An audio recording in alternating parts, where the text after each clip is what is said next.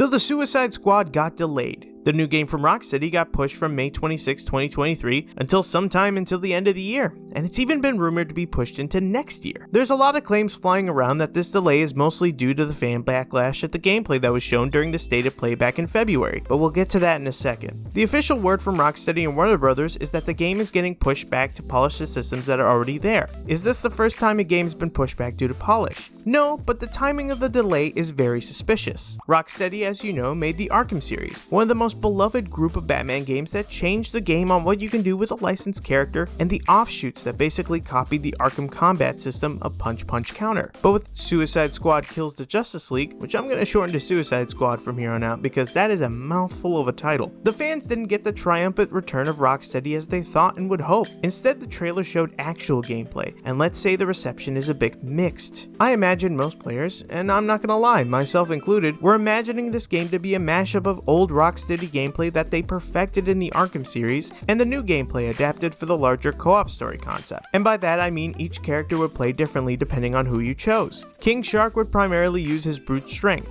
Harley Quinn would use her agility, Deadshot would be, of course, the gun character, and Captain Boomerang, well, he would use his boomerangs. But instead, what we got was a familiar sight of having mobs of enemies swarm you until each character would use their own loadout of weapons, primarily guns, to shoot at the mobs and the giant creature with a very huge distinguishable weak spot that's brightly colored to signal to the player to shoot them. Not quite what I thought would come from a co-op game about comic book supervillains, honestly. Add on top of that the battle pass that locks up cosmetics behind it, and the requirement to play online even in single player mode. Suffice it to say, people were not really hyped, and the game, as you know, got kicked down to the end of next year. So is the delay really due to fan backlash? I'd say maybe. On the one hand, it's very suspicious that Suicide Squad got delayed due to polish issues. If it was so urgent to delay the game to an unknown date, I don't think they would have announced the May 26th date to begin with. What I think really happened was that the gameplay was shown, and with recent reports that similar games tried that exact approach and failed, with even Warner Brothers' own Gotham Knights to prove it. Rocksteady and Warner Brothers delayed the game to maybe rework some of the systems so that when the game comes out, it won't be dead on arrival. Will the combat be fixed? No, I don't think so. A year isn't really that much time to rework that entire system that was probably having the whole game built around it for 4 years. But at this point, it's a mystery, and we won't really know what they're working on until the game comes out,